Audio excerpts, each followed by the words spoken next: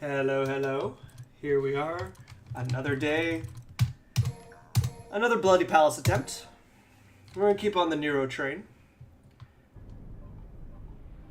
So by the time this is uploaded, the Dante move list should be uploaded. I feel like every time I make one, or a video that isn't just a playthrough, I feel like I need to learn how to aggressively edit these things. But, I mean, I think that's just the case of never being happy with your work, as I've always found anything creative is just like that. So, as this goes on, the goal of these runs continues to be just kind of seeing how fast, how reliable, how many points I can get in while going through the Bloody Palace. At the same time, I haven't quite decided if I want to try to maximize style points, but definitely I want to minimize the amount of times I get hit, the time it takes me to get through certain levels, and the kind of fun you have, you know? One of the things I've always kind of been sad about when it comes to dealing with fighting games is that, much like most things in life, there is a most efficient method of doing it, you know? Like the best combo or the best way to fight. And don't get me wrong, I like efficiency. Efficiency is nice. It keeps me fed and it keeps my life working, but what's the fun of efficiency after a certain point? Because then you're just doing the same thing over and over again for the sake that it works the best. I don't know. I like that in the Devil May Cry series, unlike a lot of other action combat games, one of the big things is your ability to improvise and your ability to have fun and do different things, because otherwise I'd just be using the exact same finishers with combo finishers, exact same movesets. Every enemy would be dealt with in the same way. I mean, already I have go-to kind of combos, especially in the first 20, because it's become so monotonous. Not in a bad way, I still enjoy it, but in the sense that since the enemies take so little damage to take down, you can't really experiment too much before they just die. Ooh. Try to get that devil trigger in before that attack happened.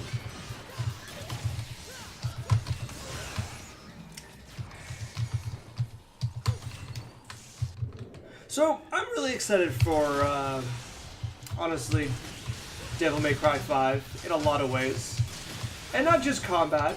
I am interested to see what happens when you give Nero more weapons and devil arms. But equally, I don't know, I'm a big sucker for story. Now, I know these games aren't really renowned for their story, which, frankly, they shouldn't be. But I wouldn't mind some character development out of some of these characters. Dante is pretty much lacking in character development all around. He's just Goku, but less stupid and more thrill-seeking, if that's possible. Nero has kind of always been the character that has the most character development, as, you know, he's allowed to have emotions in a way. He has things that he feels like he can lose. He's also not, Nero's pretty powerful, but Nero doesn't just waltz through Devil May Cry 4 without a scratch like Dante does. Every time Dante gets close to danger in Devil May Cry 4, it is basically because he's into it. He's got a few fetishes, and that's cool. That's fine. But there's no tension there because of that. There's no point that I'm thinking, oh no, will Dante not make it through this fight? Which, don't get me wrong, it isn't the worst to have characters like this. If you've ever played Batman Arkham Asylum, the first one, specifically the first one, it became obvious at a certain point in the game that, Batman is just too good for the crisis that's happening in the first game. The challenge was never, oh, is Batman gonna do this? it's more like, is he going to do it perfectly? You know, is he going to do it and there's going to be no casualties? Is he going to do it and not compromise his values? And frankly, I feel like I'm going to rant about Batman for a little bit, and we've got some time. Frankly, that's kind of become like the modern outlook on Batman. I don't know if you've ever seen those kind of things where people just debate which fictional characters will beat each other. Like, I think there's a YouTube series called Death Battle that is very concerned with that, which is hit and miss if you ask me, but still a good time. One of the things, especially fans seem to be obsessed about Batman, is this idea that if Batman's prepared for a fight,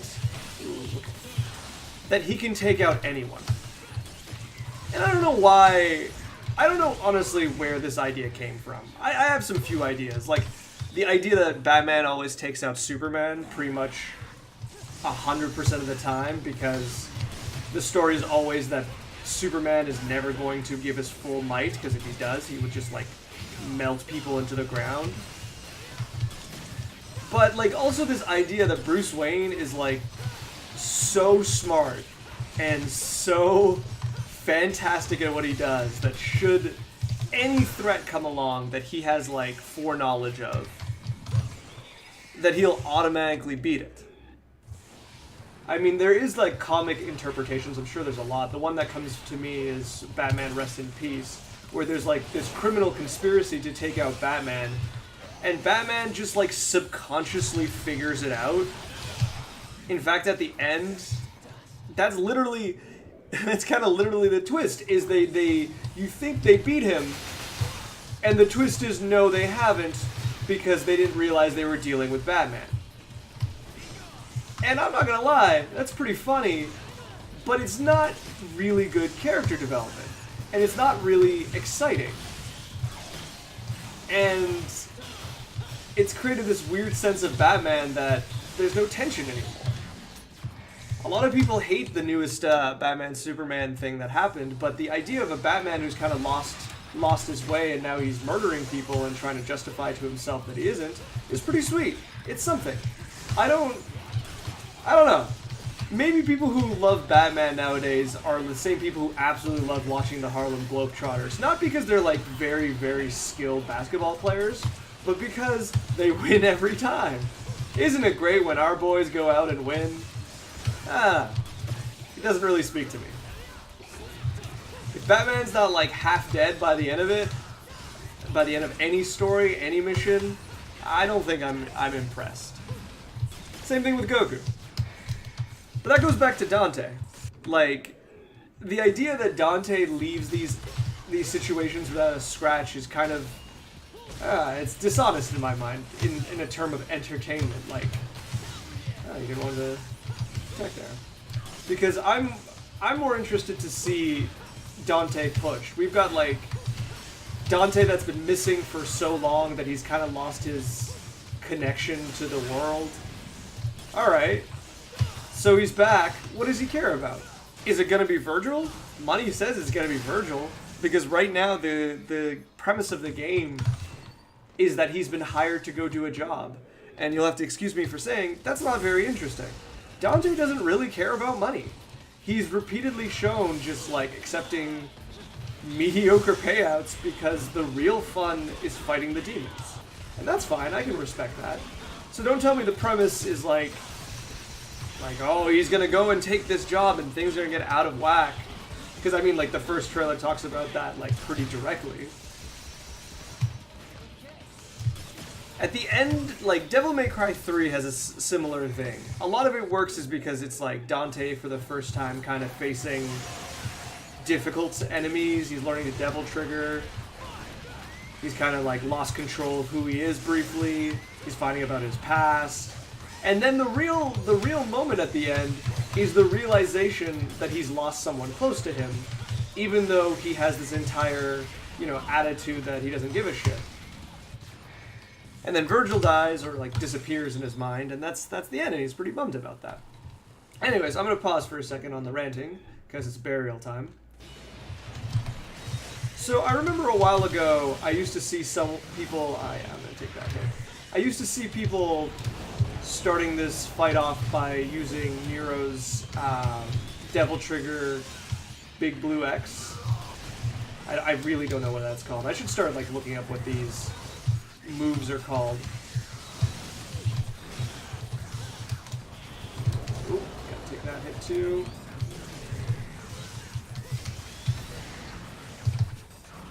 Alright, burial. I had such a good burial yesterday. I was just playing like the first 20 for fun while I was waiting for something. And I got to burial and I beat him so badly I got to have 2 rounds of bustering him. Which just like instantly killed him. And this time he's just... Alright, that's enough. I'm still not happy about it.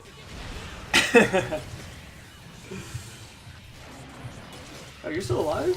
There we go. Those boss meters are, those health meters are deceptive sometimes. Anyways, back to Dante. Dante just has that same kind of problem that this modern Batman has of it's like, it's not if he's gonna beat the guys, it's how he's gonna beat the guys, right?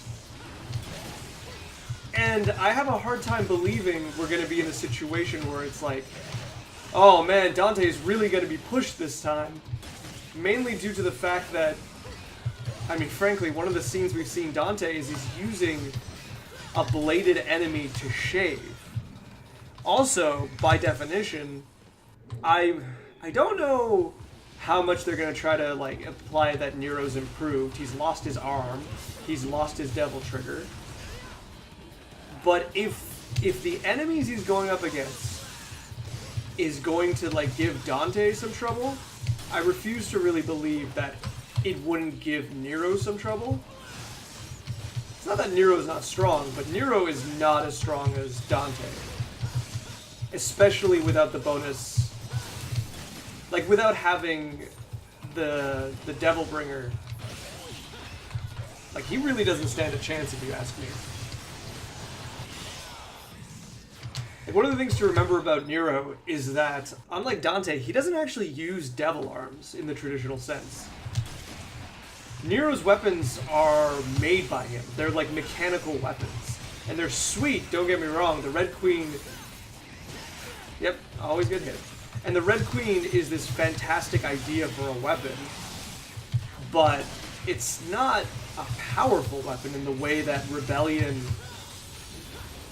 or Yamato, or Sparta, any of these like actual, like created from demon blood or created from demon like power weapons are. At least I don't think so. The game is kind of deceptive on that. Like Lady is like just hanging around using guns and bullets. But I mean she carries so much ammo it builds a skirt around her, so like, I kind of get it. But at the same time, it's kind of a weird... Ooh, that paid off. It's kind of a weird difference where I don't know who's going to die. Ideally, everyone dies. And I don't mean that in some kind of, like, nihilistic kind of, like, sadism. But I've always found that, I think the closest adaptation, if you took Devil May Cry... and you were like, what if we made this story like with different stakes and different characters? You would you'd get Hellsing, and I'm talking about Hellsing Ultimate, which is a sweet anime that you should watch. It's like 10 episodes, an hour each. It's super gory. It'll like little warning. I don't recommend it for kids. There's a lot of violence. There's, like, implied sexual violence. Oh, no, actually, there's a lot more than implied sexual violence. There's sexual violence and lots of really dark, fun themes. Are we going to make you in time? We are. But, objectively, it's, like, it's really similar. Like, whenever I watch it, my girlfriend and I, when we watch it, we always talk about how, like, a lot of Hellsing is gun porn, which, frankly, a lot of Devil May Cry is gun porn. No. Come on, don't explode. Ah. Come on. Pick up. There we go. So there's that similarity. What else? You've got, like, the super-powered main character who comes from, like, you know, the demonic background. You've got supporting cast. I mean, I don't know if you'd exactly, like, compare, like, Sarah's Victoria to Lady, but they have some similarity in the way they fight for a while and things. But you've got really, really great character development, because you got a really great, like, side cast. Kind of like how Devil May Cry has, like, your side characters like Trish and Lady, who have finally gotten a little more respect since Special Edition, where you can actually fight them. And you've also got stakes, though. Like, without too much spoilers, the Hellsing really takes those side characters and puts them into situations without the main ass-kicking, you know, hero. Like, how well would Lady and Trish do without Dante? Like, what happens to them if they're stuck in the fray and things get really bad? Another thing that I really like about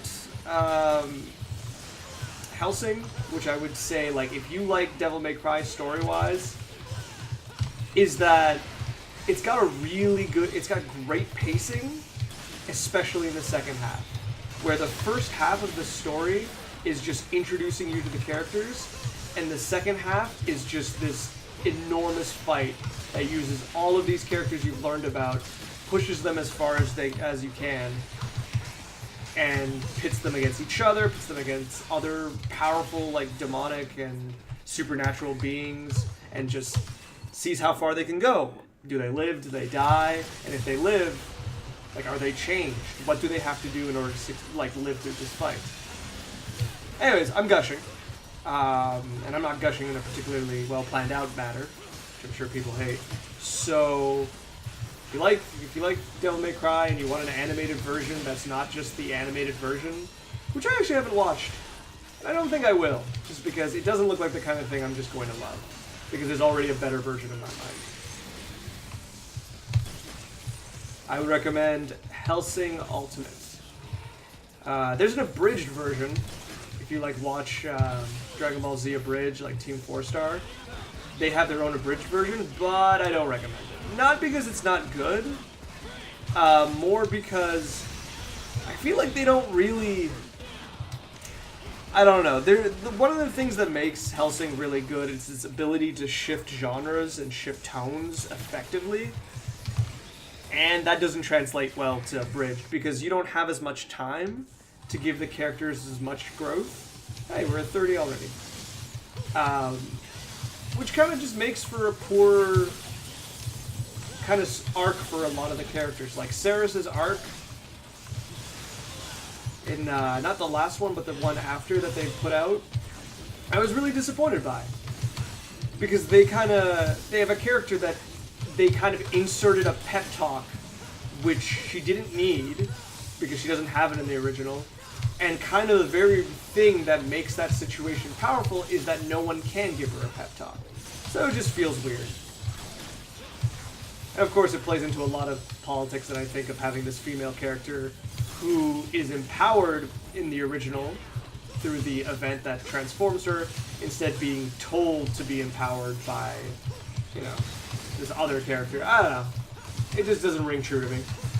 So I would recommend watching the original and then enjoy Hellsing Abridged, because it is pretty fucking funny.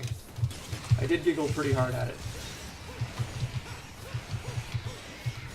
But back in the context of this fight, I don't think I'll ever get tired of Bloody Palace 30. It's just so great. Just a nice little challenge that in a lot of ways feels harder than every subsequent level, except maybe Burial. But ignoring that, it's like that moment when you're playing like an RPG and you realize that you've leveled so much that the next level requires so much more experience than all of the like levels you've gotten to at this point so far. That's kind of the feeling I get with 30. Oops, I completely forgot to jump and bust her there. Didn't mistime it. I forgot. As you can see, I mean, it's super forgiving. At least up to, I would say, like, 60. You can miss some of these buster combos and you're not going to be totally dead. A lot of these, I've mentioned this a lot, but a lot of this game focuses off kind of like whether or not it successfully makes you panic. And I kind of mentioned this in a lot of different ways, in the context that like this game wants, like, when you let your enemies control the speed of battle, or if you like lose your confidence. Alright, perfect. But the second you kind of give too much energy and too much power to your enemies in this game by like being afraid of them, like you have a much harder time facing them. And Blitz, I feel like, is kind of in a lot of ways the like pinnacle of that, because Blitz looks terrifying, Blitz acts terrifying, and if you mess up, Blitz will take advantage of that very easily. And you have this really hard final phase where you kind of just feel like you're dodging, and then if you're like me, you're still trying to get a few hits in. I'm talking about like when the Blitz turns red. Because not only are you trying to like stop, you're trying not to die during this part of the fight, but you also want it to die faster, so you can be done with this part of the fight. So, especially with Nero, you're kind of like, with Nero, you're trying to maintain your charges, trying to not miss. Make sure you have Devil Trigger, because if it impales you, you're pretty much dead. I don't know. It's a fun fight. But once you get good enough, kind of like this, it becomes less of a... I don't know, it becomes less of a chore, and you can just really enjoy comboing the Blitz. I think that's one of the things that can make the Blitz fights really difficult, when you just don't know how to kill them in time. So it just becomes that fight that you know it's going to take like 2 or 3 phases in a way. And then they turn red, and then you gotta just wait. What a nightmare. I think, because Dante and Virgil have very similar, I did not mean to do that, but it felt pretty stylish, so that didn't go. Dante and Virgil have like very similar ways of taking them out. Nero's just timing. Trish, I'm going to talk about Trish a little bit. Trish feels like a very weird character. And the reason I feel like Trish feels weird is that all of the things that I dislike about Nero and Dante are combined to make Trish. For example, Trish has a lot of attacks like Dante's forward Swordmaster with Rebellion, where you just kind of start an attack chain and you just keep pressing the attack button, and she will by herself perform this really flashy combo that won't kill your enemy until the last hit. And it takes, in my opinion, all the fun out of combining cool attacks together, and instead makes it this, like, cutscene you're watching. Like, I don't really mind that as... I don't know why that didn't kill him. I don't mind that attack for Nero because it's more of a charge attack in my mind. And maybe that's, you know, like, picking through... grasping at needles? What is that term? Grasping at straws. Whatever. But the fact that it feels like a charge attack, the fact that there's...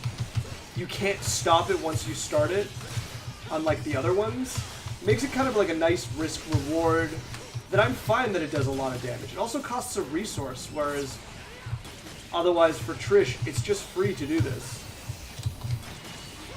Come on. Oop. No, you. Man, that cloak. Oof. The second thing I don't like that comes from Nero on this hand is this weird style of inputs for damage. Like, using, like, Shuffle and Caliber are tough attacks to get out. I'm not gonna lie. I have a tough time with it. It's like dragon punching in fighting games. I always think 1 second before I need to do it, and that 1 second of thought will always be the moment that I'm like, wait, how do I do this? And then I'll mess up. And that's frustrating, but it's kind of like, that's what happens every time. And Trish has them on her guns, which feels weird because it's not like her melee weapons. And she's kind of reliant on that last one. It's like for some reason she gets Pandora, which is fine, I don't really mind that. But the Pandora laser, which already has a method of using, which this is what confused me so much. Pandora works in a certain way with Dante, and it works in a different way with Trish for no reason whatsoever. And in a game where a lot of attacks are shared between characters and almost always work like exactly the same way between those characters, it's so strange to have like such a difference like that. And of course it's like that weird thing that Trish can use it in the air, but I kind of really missed every chance to use that attack. Oh well. Where Trish can use it in the air, but Dante can't. Kind of like how Virgil can air stinger, and oh hey, yeah. Like Virgil can air stinger and Dante can't. Like I don't mean to like kind of toot the horn of the game for itself, but isn't Dante supposed to be like the greatest? How come these guys are better than him at the things that he gets good at with less experience? Oh well. I'm not going to think about it too much. Instead, I'm going to talk about Dagon a bit. So, I'm going to try to focus on this one, because I feel like I spend a lot of time avoiding these guys instead of showing how they can be taken out quickly.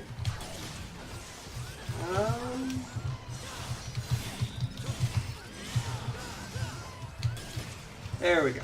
So once you get him like this, if you... Oh, that was a lie. And I'm out of Devil Trigger. So you guys get to watch this. He doesn't even have teeth. How is he chomping? I think he'll come out anyways. No?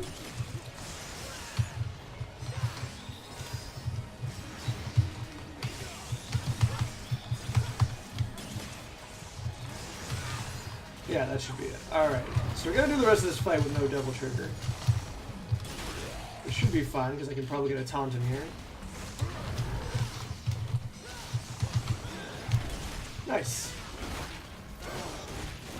This is what happens if you take too long with this guy. You actually get a buster. It's kind of like the opposite of every other boss. Every other boss, if you take too long... Oh, you didn't even get to transform. Cool. Every other boss, if you take too long, you'll never get to buster them because they'll never get stunned. Actually, you know what? I'm going to take a second, while we have a second, to talk about how stunning bosses works.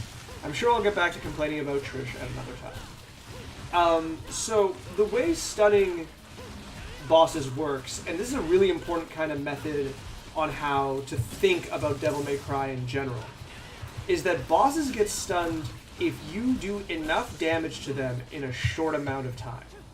And during this time, you don't get hit. That's why I kind of get bummed when I get hit by Burial, because not only am I losing style points, am I taking damage, I'm not too worried of dying to Burial, to be honest. It's more that now I've lengthened the fight even longer because I won't be able to put him into a stun mode and just finish him off with a buster. So every character can stun, Nero's the only one that can take advantage and use Buster, whereas the other ones, like Dante can set up some Judgment Cuts, Virgil you can use Judgment Cut Ends, Lady can use her charged rocket launcher, because that thing can charge for a while, and that thing does a stupid amount of damage when fully charged. And I think Trish can use her laser, use the Pandora's laser move. So they still have things you can do. You can also just use it like when they get stunned, use it as a method to kind of wail on them for a few seconds. But I don't know. Most of the whenever you stun a boss, once they stop being stunned, it's usually followed by an attack that'll propel you backwards. So long charge animation attacks like Impact with Gilgamesh, or even Nero's. You'll notice I'll never use Nero's Devil Trigger like sword attack that I use on the Mephistos or Fausts against a boss, because of that time, of the charge time, and the fact that you need so much time around them, like so much proximity, that you're almost guaranteed to be pushed away. And when you're pushed away, you've just wasted the Devil Trigger, you've wasted the time, and possibly you've opened yourself up to get hit. So, if you want to stun these bosses, you need to apply a lot of pressure, and you have to do it constantly. The more damage you do, the less time you need to stun them. So that's why if you can kind of hit them with two really, really powerful attacks, I mean kind of the max, the strongest attacks of each character, that should stun them if you can land it. But most bosses won't really give you an opportunity to land it, which is kind of the whole point. Ooh, I missed that. Alright, we're going to see if we can knock him out of this. Okay. Thank goodness we had Devil Trigger. You can sometimes, if you're really worried about time, you can kind of bait that attack. Take it, Devil Trigger. If the Blitz switches forms, with way too much health, just bait that attack, Devil Trigger, and just move on, honestly. It's not great, it's not stylish, but if you're worried about time, it's the best way to deal with it. Anyways. So, I find every character has good moves to stun bosses that also kind of keep you alive, which is important. Or moves that help stun. Nero's Blue Rose is really instrumental if you want to, time stunning a boss. Because a fully charged Blue Rose attack, the shot, should be enough to, it won't stun, but it should put them out of kind of whatever attack if they were getting ready to attack, or if they were blocking, it'll put them out of that phase, and that should be you can use it in between regular attacks to maintain pressure, but also to stop them from switching phases or switching attack patterns, so you can keep going. A really good example would be either Burial or, my goodness, I can't remember the plant lady's name. This is it. Old age is set in, and there's nothing I can do about it. Oh well, it'll come to me. So the plant lady, you can use it on her, or Burial to kind of just knock them out of an attack.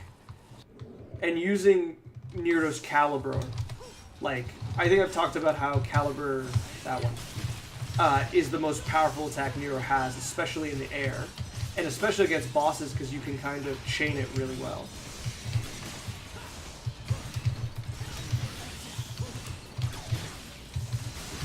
So being able to Caliber, jump off of the boss, and then shoot them, and then Caliber again, and in your dream world you've max acted the first caliber so you can do another level 3 caliber. Like, that's fantastic. I don't know if that's going to stun a boss, but I think it's like most of the work there.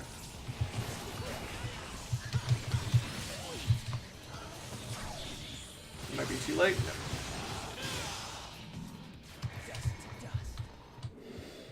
No. Alright, so how are we doing? We're at 50. 50. Good old 50. The really, really challenging 50. I'm going to try something different this time. And instead, think about... Like, I'm not too worried about getting health. So instead, I'm going to spawn all of these scarecrows. I think I have already. And not worry if the seedlings attach themselves to them. Not that it was always a worry, but in the sense that, like, I'm not... Oh, that was a bad example of me not doing the thing. And then instead of kind of just, like, worrying about the best ways to keep them down and stop them from coupling, and just think of it in the sense that, like, two enemies are easier than one enemy. I don't think this is going to work, and I don't think this logic is sound. But we're going to see what happens.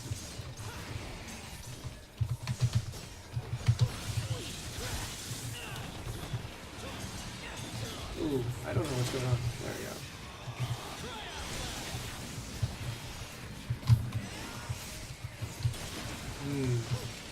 Because I feel like these guys are coming out regardless, and it's like really hard to stop them all from coupling in one way or another. Might as well just take advantage of them. Hope they group up. And then just take them out the old-fashioned way. With a sword and a drum.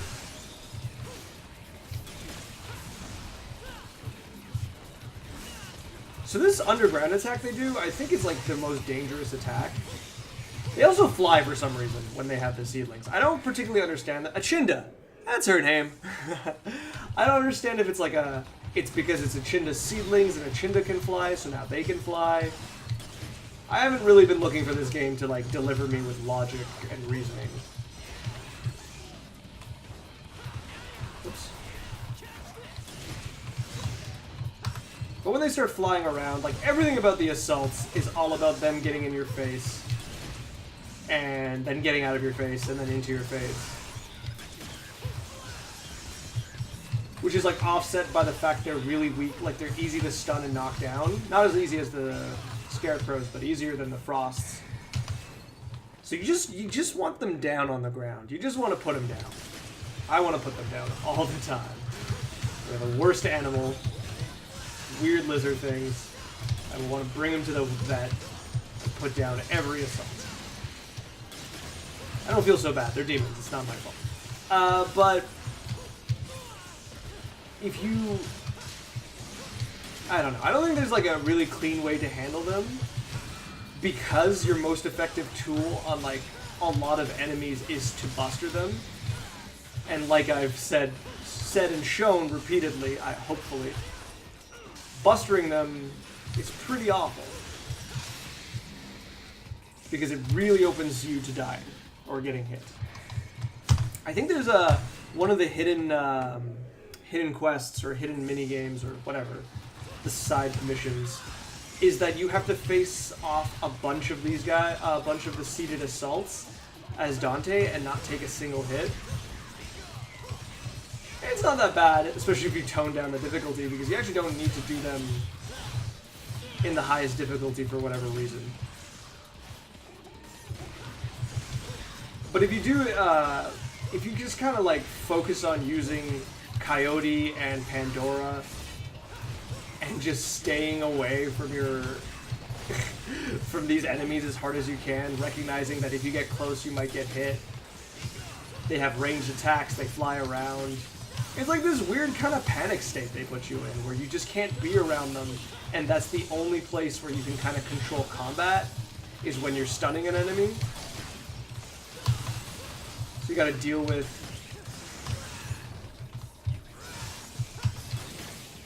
I mean, it's exactly what I said before. You'll have to deal with enemies on their own, with them setting the pacing. And you just don't want to do that.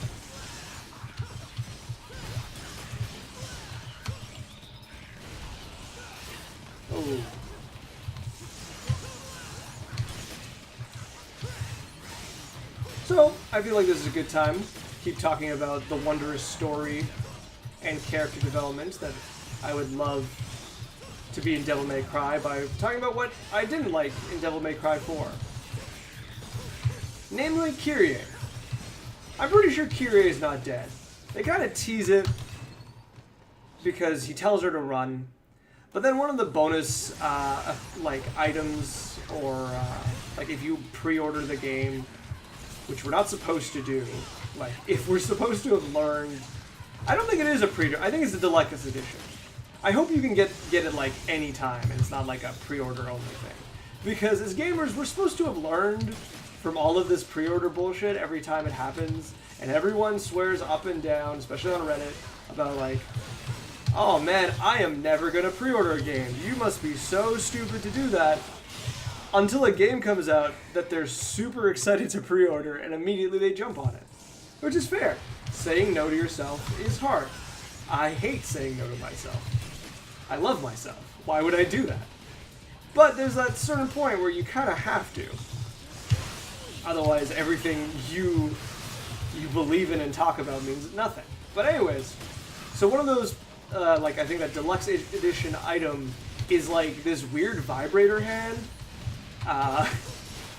that, what's her face, like your new partner, Nico, she makes it for Kyrie because Nero, I don't know. I don't know if it's implied that Nero is a terrible lover or he just is ineffective without a hand. Like, how bad is your situation that someone breaks into your life, rips your demonic arm off, and like leaves you for dead, and one of your concerns is, oh man, without that arm, how am I gonna please my girlfriend? Like, that's shitty. That's nobody needs that kind of pressure. Nobody needs that to be the first thing that someone says, like, hey, I'm glad the bleeding stopped. We're gonna build you a robot arm so you're not gonna be fucked. But we're also gonna build you a vibrating robot arm just in case you were worried about fucking your girlfriend. Like, that seems... Maybe obviously Nico is not the sensitive person type who cares about these kind of feelings, but like, dude, be cool. It's some mean shit. So I don't think Kyrie is dead. I wish she was, though. I wish she was. I hate her type of character. Like the whole damsel in distress kind of thing. And I get it that like a lot of characters in a lot of like anime and like a traditional view of this character is the princess that needs to be rescued, right? But we've seen the game try to, like, these games try to subvert that trope. Like, Lady in 3 is fantastic. They kind of sexed her up in 4. What are we supposed to do about that? But to be kind of disappointed. But, like, Lady could hold her own.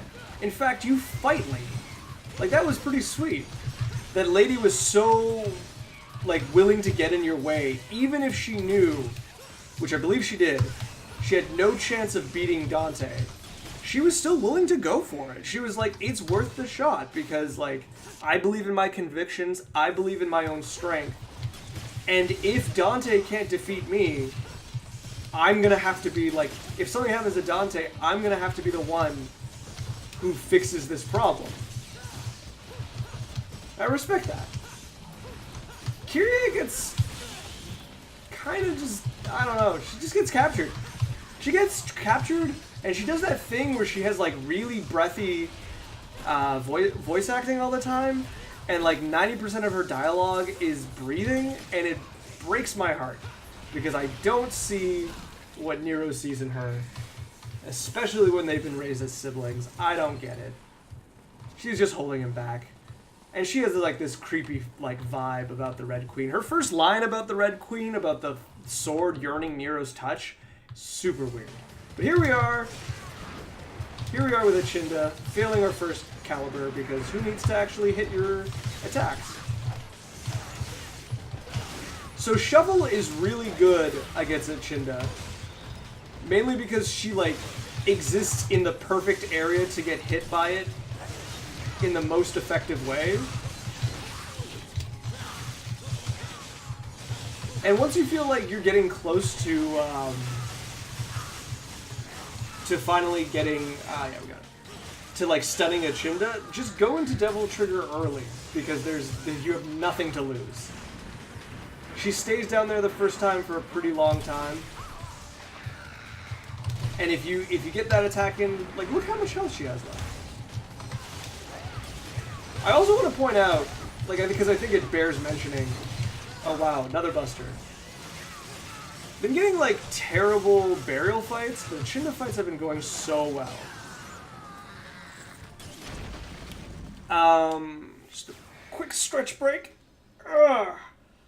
As now we are past halfway. So it's worth mentioning that these fights are not on the hardest difficulty. I think all of these bosses are set to Sons of Sparta mode. Actually, I'm more than sure because they don't Devil Trigger. So like for me, my favorite thing, like my favorite challenge is Mission 19, or just running like for quick paced boss rushing.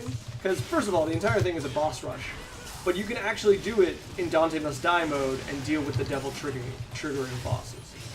I haven't gotten to the point of difficulty where I'm like thinking, oh man, I'm gonna get Gods Must Die mode, where like I believe every enemy starts off with Devil Trigger. I don't know if they have like additional health from Dante Must Die mode. I also am kind of let down that they didn't think of a more imaginative name. I mean, you're fan people, why couldn't you... Like, Gods Must Die sounds silly. Am I gonna have just called it like Sparta mode? I guess that would be close to Sons of Sparta mode. Alright. Maybe I'll let... I won't harp on them too much. But, it also, like, begs the question of, like, how difficult does this game need to be for it to still be fun? If you watched people like Donguri, I hope I'm pronouncing that right, play this game, there's this sort of point where you're like, do you still enjoy this game? Because he just destroys bosses without even blinking. I'm assuming it's a he, I could be wrong. Donguri, there's like this whole thing YouTube recently showed me in the related videos, that he faced all of the main bosses as Dante without touching the ground while fighting them. And I was just thinking, at what point are you at this game that's where you're at? That you're like, man, I love these bosses, but I gotta make it even harder for myself by just never being able to touch the ground. Oh no, we're gonna miss this, aren't we? Yeah, we did. Alright, well, we're avoiding the blitz for a while. Like, that to me is insane. And that's the point I'm like, I probably don't want to play this game anymore. Are you gonna... There we go. Apparently that still killed him. I'll still take that.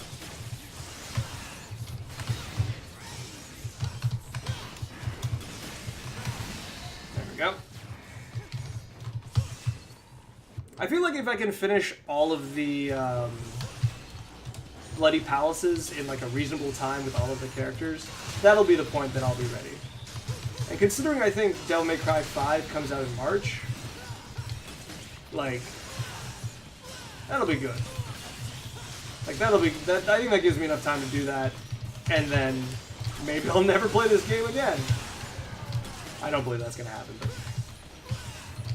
Wouldn't that be nice?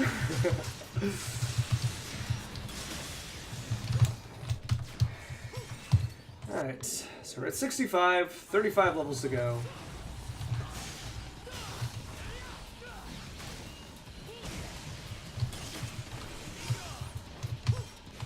Are you gonna send them at me? Oh, did I interrupt you from that? I'm sorry.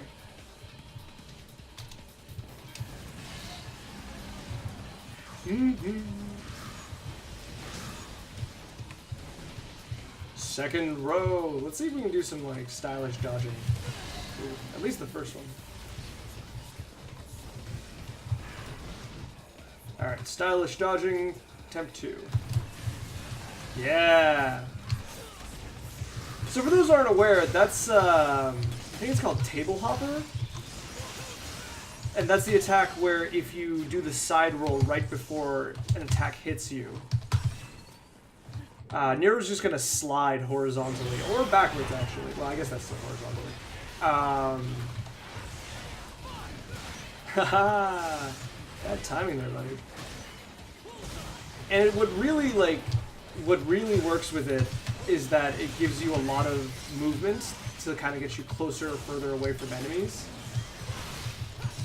Like, if you notice the first round of Alto Angelos that flew at me that I dodged, I actually wasn't able to, like, defeat them all, like, to dodge all of them, because the one slide actually didn't give me enough horizontal movement.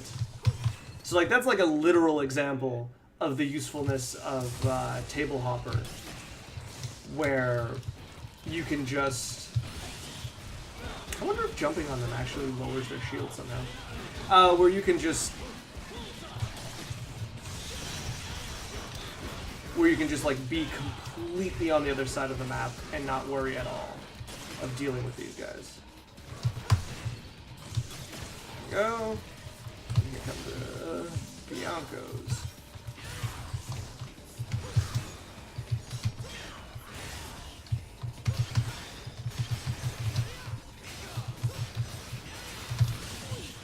Oh, that was badly timed.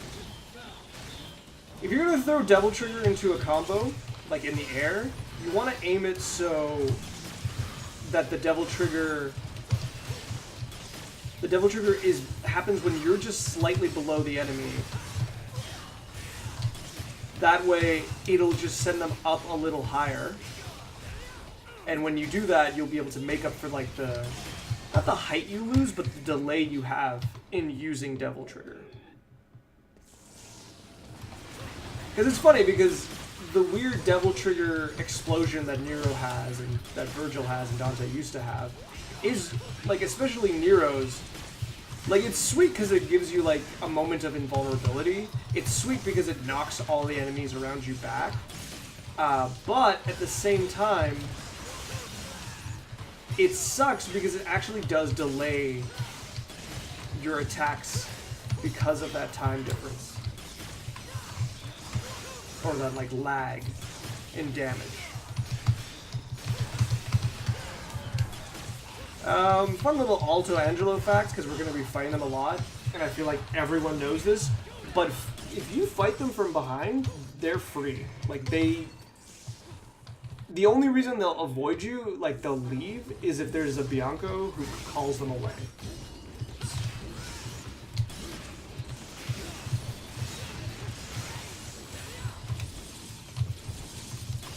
Never forget that has 2 volleys. That's how it's going to hit you. If it's going to hit you, that's literally how.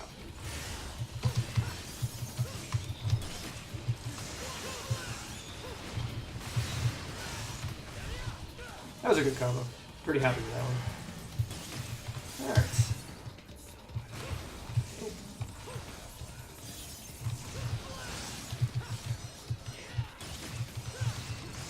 So stunning enemies, in a way, works similarly. As you can see, whoops, that Frost had enough pep in its step that, like, when I tried to combo it in the air, it kind of flipped out of it. And that's just because it was too early to kind of start pressuring it like that. The same kind of ideas you have about comboing bosses really work perfectly on enemies. The only time they don't, for any reason, is because of Devil Trigger. As in theirs. Sometimes yours. Where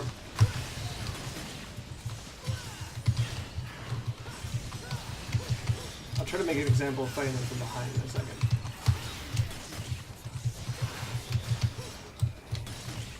I just have that, like, perfect semicircle around me.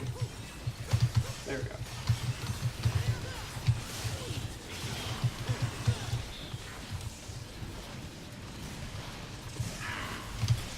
So I think, like, just a thing to note is if the Bianco's not going to do that attack where they all fly at you, it's never going to do that attack. So you don't need to, like, wait for it to happen. I could be wrong on this one.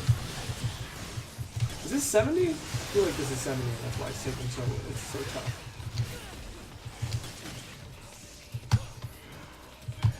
One of the things certain enemies, there we go, I'm trying to charge that for Eon, gain is like damage, and Biancos and Altos gain a lot of damage when they get later in the game.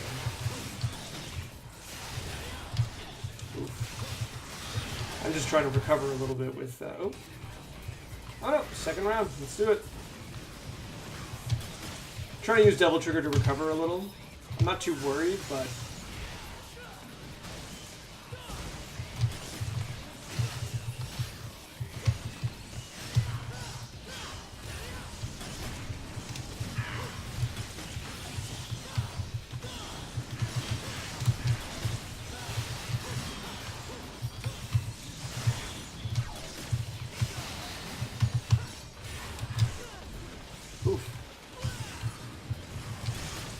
sometimes they got blocks, man. Not always, but sometimes they come out of nowhere and they got you.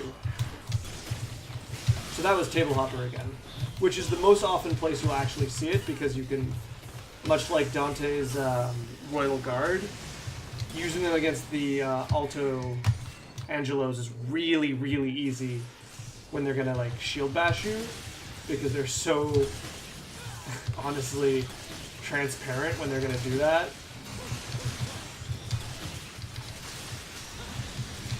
So I'm going to use this level just to kind of like recharge all of my stats. I tend to really like resource games. Like, I love survival horror. I like Factorio, and that's a resource game if nothing else.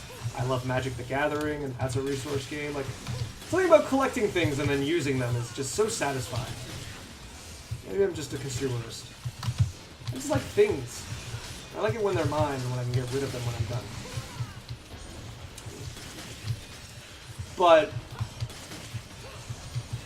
a lot of Devil May Cry is about using those, especially in here, is about using those resources carefully. Except for the red orbs. I don't think there's any use. I haven't maxed out red orbs on this. I've maxed it out in the original Devil May Cry 4. And you don't really get a prize for that. It's much like that 999 right beside this run through, where it just kind of makes me feel dumb. I want to know what it is, and I feel like every style point I pick up is a waste now. See, exactly, it's resource management. I want to somehow spend the style points.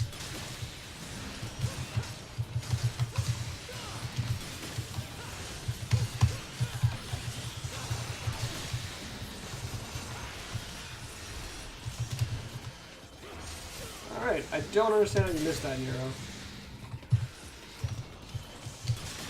that the last one? Please tell me. No, one more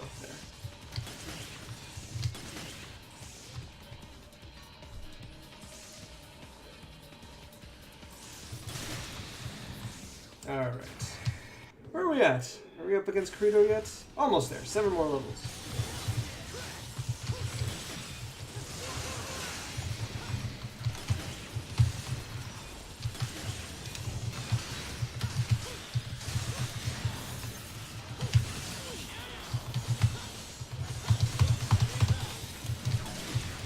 I'm sorry, I'm sure you can hear my keystrokes. I like hearing them because it makes me feel like I'm playing on a fighting stick, which I've never owned, by the way. I'm sure this game would be great if you had like a fighting stick. I don't know if you'd have enough buttons. How many buttons does Nero take? WASD, I guess that's just the joystick. Q and E, I guess he doesn't have E. That's down to Q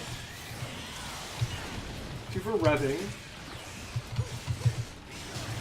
JKL for weapon, melee, ranged, breaker. I mean buster. Bit early for breaker. Come on, come closer. Oh.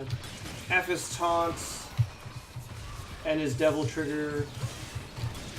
I kind of lost count. So 1, 2, 3, 4, 5, 6. 6 buttons. Is that it? I guess camera? Camera and and like change target are the other ones. So like 8 buttons. That's doable. Dante I don't think is doable. I think Dante has too many,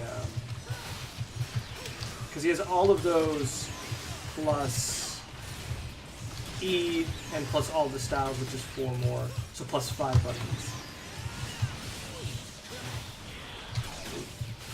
That's okay, that's good. Oh. Oof. I guess I gotta table hop those, but I don't know the timing on their when they're coming out as well.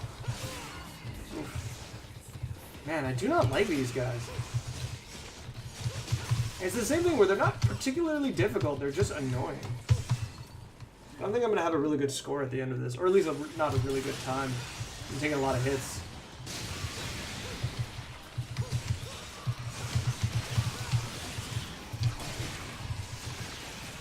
That feels a lot better, I'm not gonna lie.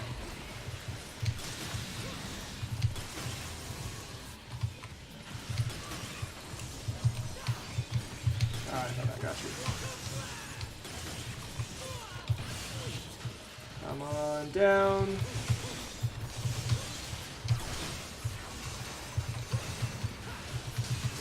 Enjoying the fun. Nero's got a thumb for everyone. Oh, what a bee. I think that's an example of like one of the few times they'll attack off screen, mostly because these guys go into like attack mode like now, and then if you lose them on your sight, their attack is already set up, so they're still going to hit you. 77. Ooh, that was too far away. I think the dream with these guys is that somehow you're going to use Blue Rose to knock the explosion back at the group behind the one you hit, or to drop them, kill them right as the explosion happens, or like trigger the explosion by killing them when they land. But if they're already dead, I don't know if they can, like, if they're already dead, if they go wait until they hit the ground to explode. Like with the, oof, I thought I could have blocked with that. Yeah, take that block. There's attack that I never use.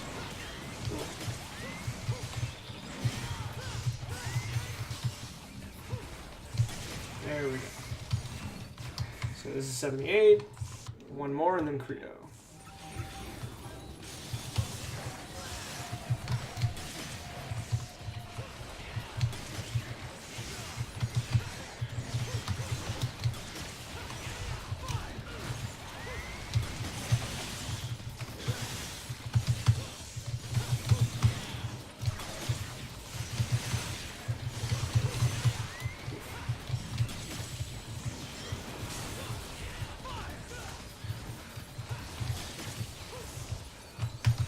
So if you ever see one of these Frost stand up for any reason, jump up for any reason, no matter which attack they're using, you don't want to be under them, is kind of the idea. That should be it. Whew. This has been a tough middle portion. Apparently it'll continue to be a tough middle portion. So I'm going to try to... I think this is one of those fights that you don't really gain. I'm pretty sure we don't get any like life in between this and the final. So I'm going to use as much of my Devil Trigger as I can in this fight, because I don't think I don't need to go into this next fight. Oh, there's some greedy. I don't need to go into that next fight with max Devil Trigger. Okay, that's not so bad. I don't feel as bad. But with Credo, you don't need to like rush into Devil Trigger because you're going to be using your Devil Trigger defensively anyways. Ooh, I thought I could get that off.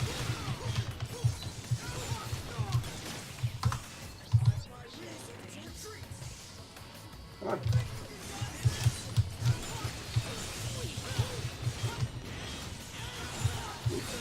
Oh man, Credo. You been lifting?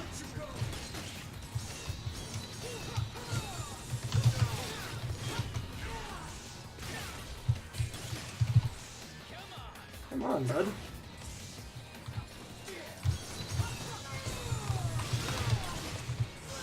Ooh, I thought that would hit. Oof. I am never going to get the timing on that. Yeah, that was way too early.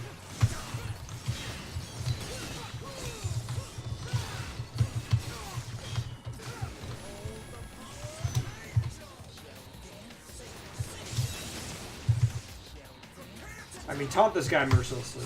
You can't really take it.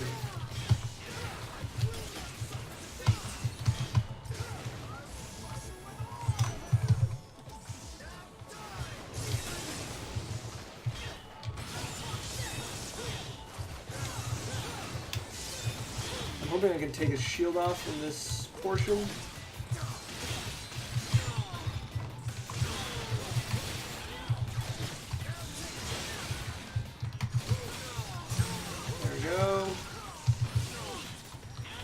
That should be it. Quick reminder, this guy was raised as Nero's brother. Straight up raised as his brother. And Nero has one of the more brutal busters on him, so if you ain't Kyrie, Nero don't give a fuck.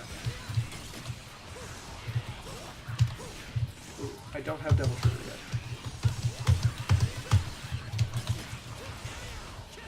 One of the things you'll notice when you play Nero a lot is that when you can't get the EX acts to like go, when you can't rev his sword, Nero's damage isn't particularly good.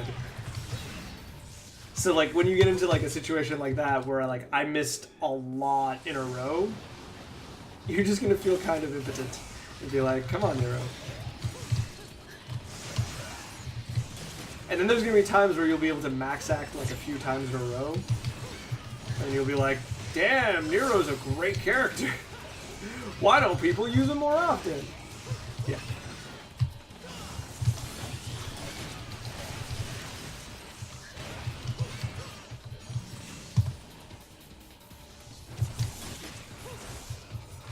So if you interrupt those attacks, this thing will always counterattack. It'll pause and it'll counterattack. And, that's when it gets good, if you counterattack that counterattack, it doesn't care. That's just another attack coming at you. And it will rinse and repeat until you decide that maybe you shouldn't keep attacking this guy, because it just seems to guarantee attacks.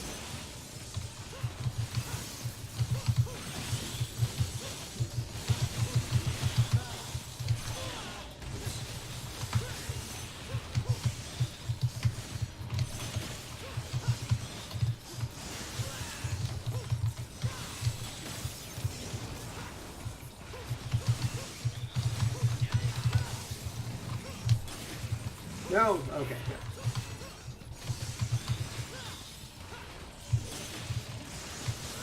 That should be it. Oh, I missed that one little red orb.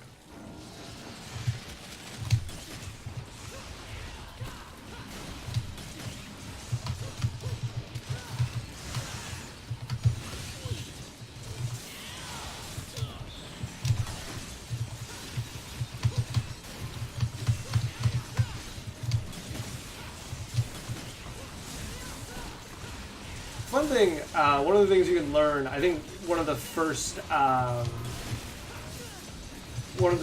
side missions for Nero is learning how to basically string his air busters out over and over again so you don't touch the ground. Which, like, for its credit, it did teach me how to do that. Like, it took me a few tries when I first started the game, and I was like, but I got to the point that I was like, oh, I get it. You can just, like, I was overthinking it. I was like, you know, he does this, and then I have to grab, and then I don't have any time. And it turns out, no, Nero moves a lot faster than you think he does. And as soon as you start treating him as, like, a character that can do this stuff, it's gonna work out. There you go. Heard that clink.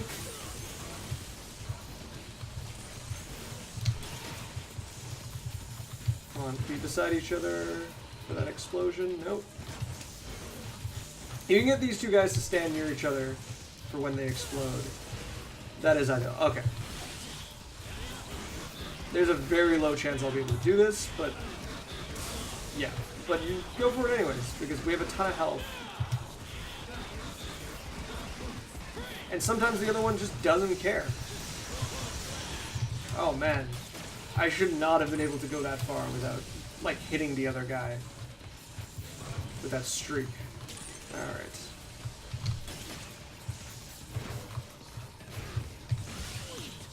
That's it. Double blitz down.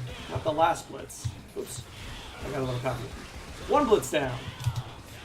I'll just get out of devil trigger if I'm gonna fail. Now that this is an excuse, it's actually something worth considering is the curve of the level. If you buster them in the wrong area, they will actually kind of be pushed away from you because you're not facing the wall, like, it's not to the back of the guy. It'll push them away and you might not be able to get that second buster off perfectly. They'll be like, man, that sounds like VS. Yeah, kinda is. And that's fine. Thanks for letting me kill your friend.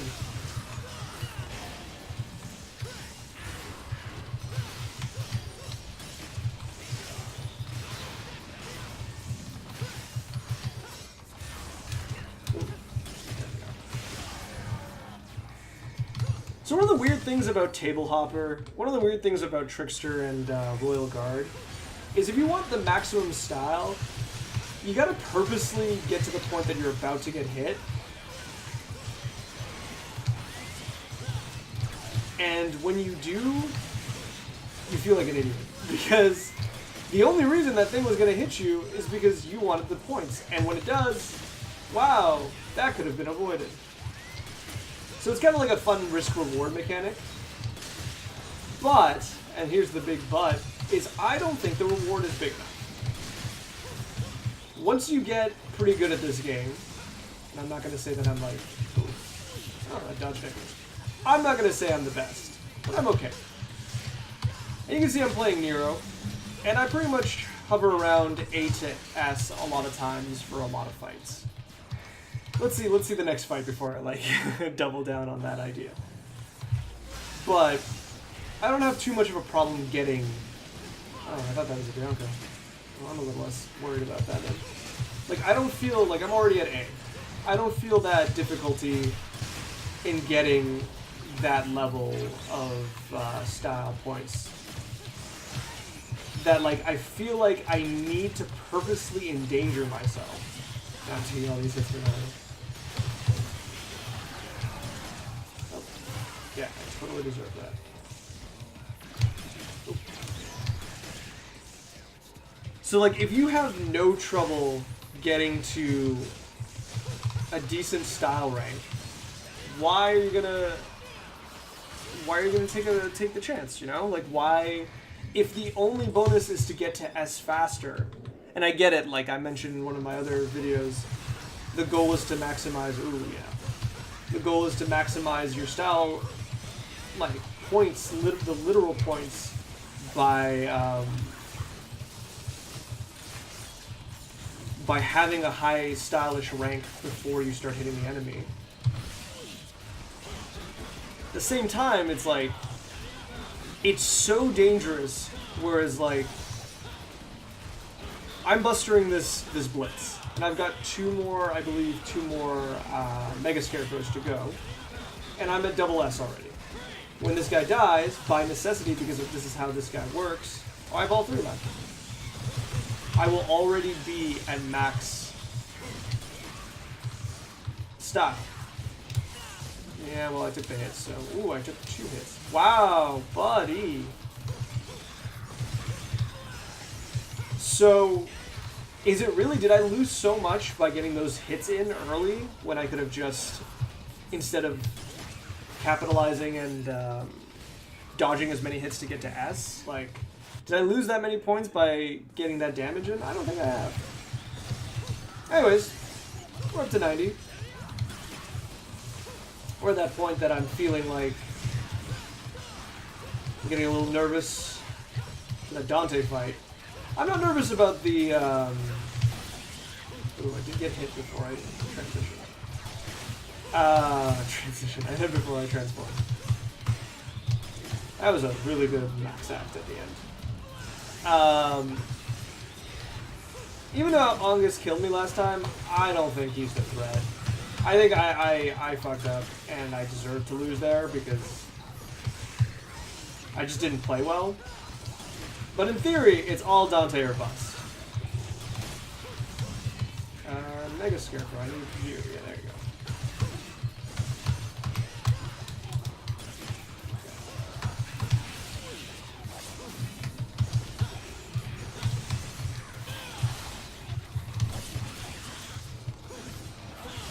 I have no idea what was going on in that combo, but I know I was kicking ass. Oh, that one went in the wrong direction. But, still counts.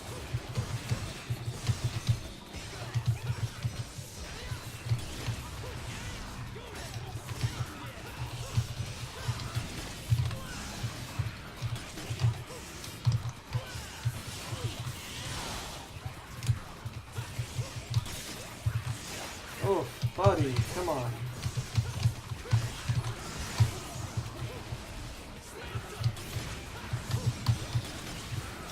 There's the third one, which means we finally come to an end.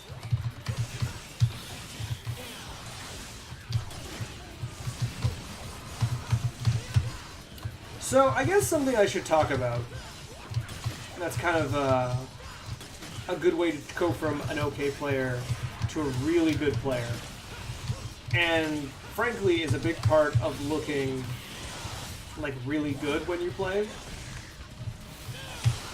is the ability to transition between multiple combos. And by that I mean like when one combo is over, or like one thing you're done with an enemy, you have the way to kind of like seamlessly go after the next enemy without losing the momentum of attacking the first. So I was thinking while watching myself play right now that there's a few times that I can see like good examples, but I can't really do one like on demand with less enemies especially, where it's just like you're beating up one enemy and without losing rhythm you just move on to the next one, or you take advantage of the next enemy that just kind of approaches you. Man, I left there with all of the stats. That's perfect. So like that's kind of what you want to be able to be doing. Like that's your main goal. That way you don't have to waste like moments fighting or like repositioning yourself or worrying about, wow, I don't know what happened.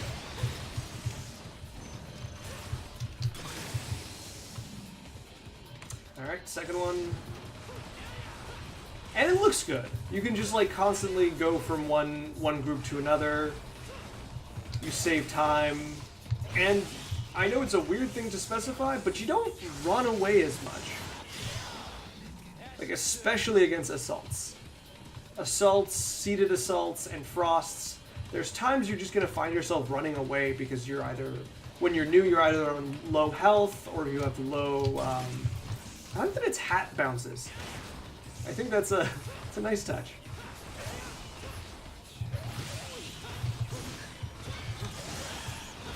Come on, why don't you wanna? Alright. Oh.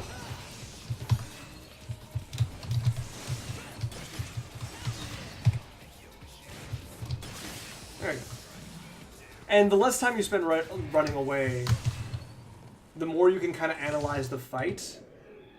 Because when you're running away, what's interesting in this game is that when you don't keep enemies on your screen, you don't know what they're doing. And when you're in a position like, I like being it so I can see 1/3 of this, like that view right there is perfect, where I can see 1/3, oh, I'm out of double trigger. 1/3 of the Bloody Palace attack. Like, this is the worst, because when you see the whole thing, everyone's coming after you. But the downside is if I have only 2 of these guys like on the screen, I I don't know what that last guy is doing. I don't know what his deal is. I don't know what he's about. And I don't know if I need to worry about him. Because, like, right now I have this guy... Like, his shield is off, but I actually can't combo him because the other one is just here to kind of get in the way. Now I got lucky to be able to pull that Buster out. And Nero Storm. But I wasn't able to kill him, so now I have to kill... Oh, hi. Maybe it's for the best I can kill you. I mean... Yeah, okay. That fight ended weird. Alright, assaults. Is this the last time we fight assaults? I forget. I always forget. Once we get to this point, I have no idea what's going on. I know that we have a nice final dodge break at 99. I'm pretty sure there's like one more Cutlass level coming up. In fact, that this might be it. But otherwise, I have no idea what's going on. And there's a certain point that I kind of stopped paying attention at the level, like the level numbers.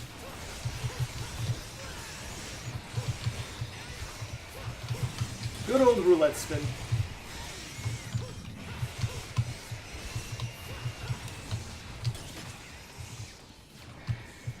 So, is this going to be 97 or 98? 94? Oh, that's heartbreaking. Alright, well... Everything has to die now. And I gotta feel bad for killing everything. I do remember this. I have a very, very strong memory of doing this fight where you just need to buster them once and then hit them with the blue rose. And then buster everything else. Right, and these guys come out of nowhere for no reason. I wonder if just a buster and a level 3 is enough to kill. It is! Alright, kids. You heard it from me first. When in doubt. The cheap way to fight enemies with Nero is Buster level 3 shot. Buster level 3 shot. Oh yeah, I forgot about this. Yeah, there's no way we're done without this.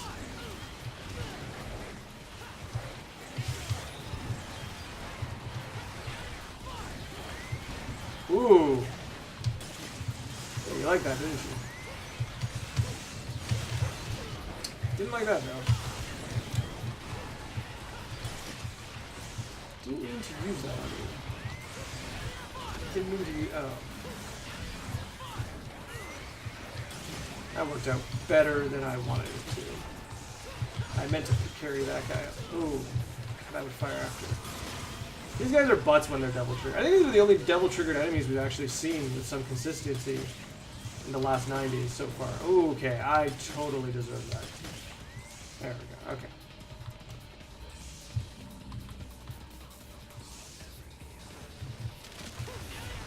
Next round.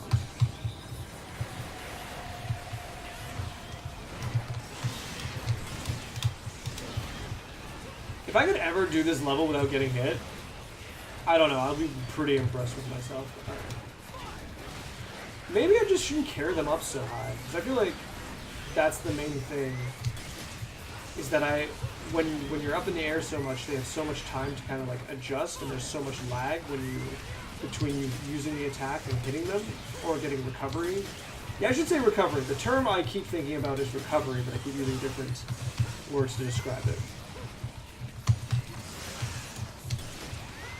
Alright.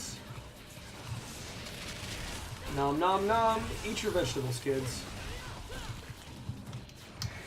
So that was 94. We're on 95. 96. I'm on drugs. I think this is the last cutlasses. I mean, yeah, it is the last cutlasses, I think. They're just not here yet. Ooh, there's some great throws by Nero. Yeah, here they come.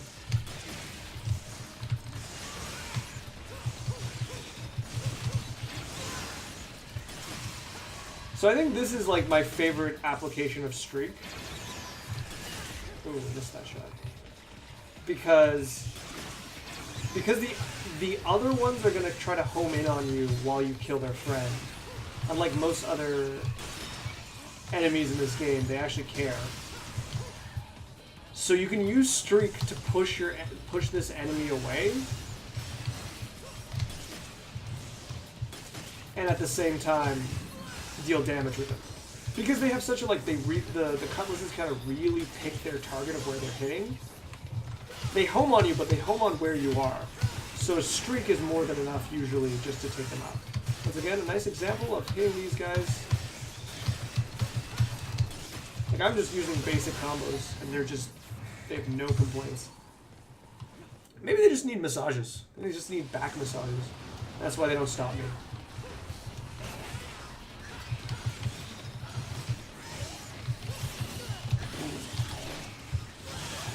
So here we are, once again, at the end of Bloody Palace.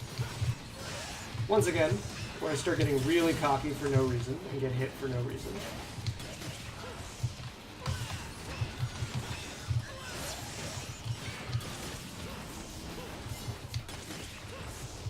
A good reminder that you don't actually need to do anything but the first defeat one mode in order to get here. I hope at one point this game just has all of these things unlocked. I don't really understand the need to unlock things in this game. I think I said this before, but I haven't even unlocked all of the health items, and I don't really care. And it sucks that I have to unlock moves, because this is not the kind of game where unlocking moves makes you stronger per se, you know? It gives you access to more powerful techniques, but you still have to know how to use them. And you have to know how to use them in, like, unison with all of these other attacks. So even if you have access to, like, Nero's Devil Trigger, and you have access to Nero's, I don't know, his other attack, I don't know what else. I guess Caliber, because I talk about that being the most powerful one a lot. It doesn't really matter. And so it feels weird that I just don't have access to it when I start a new game. I mean, on human difficulty, you can just beat bosses with, like, charge attacks. Like, even, like, low-level charge attacks. So what's the point? Like, why do I have to, like, work to get these things? I know why. It's to create a sense of fulfillment and make it feel like you're getting better, even though you're not getting better. And that's fine. It's just weird. Because the game is already, like, so much about just getting better. Why do I need a secondary kind of, like, cookie to chew on during this whole time? Do you know what game really nailed this? Guild Wars. The original Guild Wars. And this is a weird comparison. But in Guild Wars Nightfall, which was 100% the best expansion, if you ask me, great use of culture and terrain. But the main thing is that the majority of the majority of the world map, so it's an MMO game, I should explain this. So it's an MMO game, and it had a very low level cap. Level cap was 20. And the way it kind of made up for that was that once you reached 20, it was like you were at full strength. So the original Guild Wars expansion, or like, they weren't expansions, they were campaigns, was Prophecies. And the way Prophecy worked is you had to go throughout, like, the majority of the campaign before you hit max level.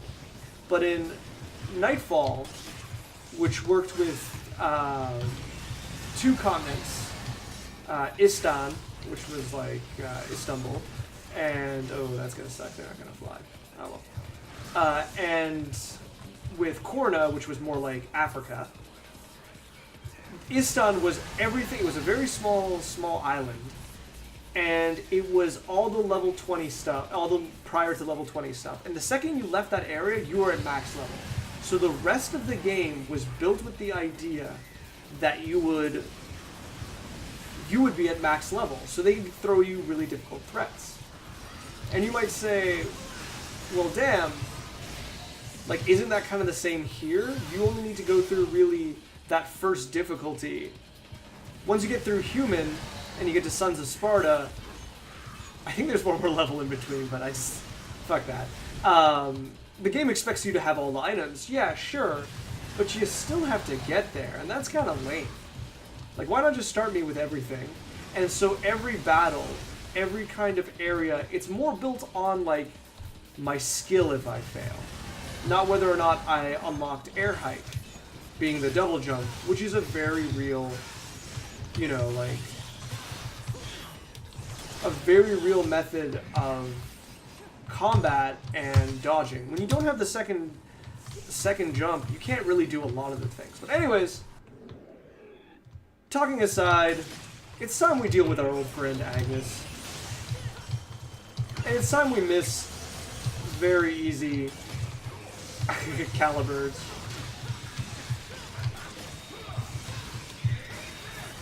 It's time we get hit by a lot of stuff, but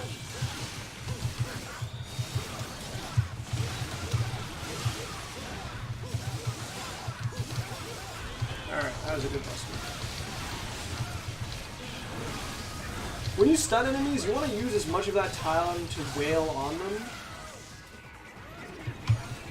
as you possibly can before going into Buster.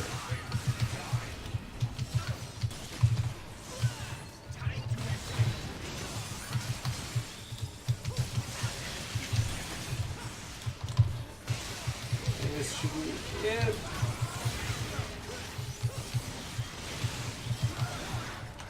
There we go, we got you. Now that was a good Angus. I don't think you can get hit out of boss busters. Alright, what we learned from last time is don't walk at Dante immediately. Let's do this. Dante fight.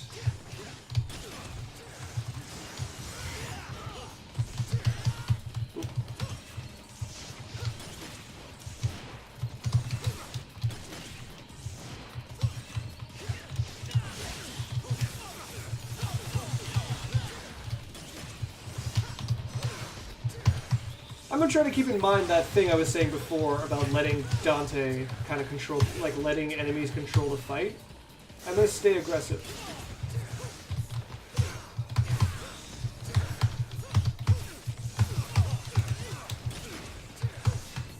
Ooh, that's a good combo.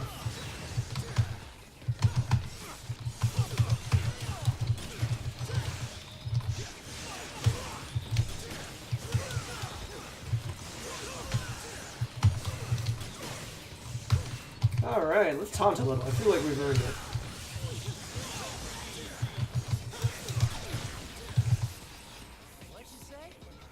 So I'm going to say right now, pretty good Dante. Ooh, what happened? I couldn't see. Alright. In Royal Guard, I'm not going to really stay near you.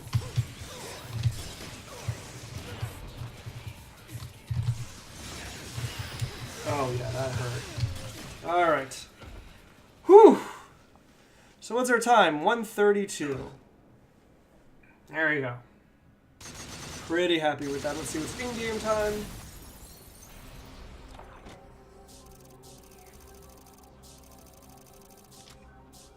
$139.38. Right, turbo mode. That's weird how that works. But we got Ruthless Efficiency, thankfully. So, how do I quantify? 5 million? 5.1 million?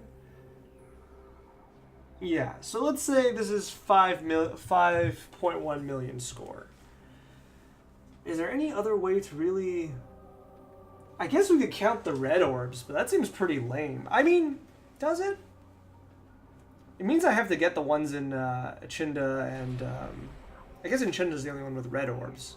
Do other orbs count for your... No, it says red orbs. This and other mysteries we'll catch up on later, I suppose. But there you go. That's it. Nice, successful run. Feels good after the last one. So I'll post this up soon, and see you guys next time.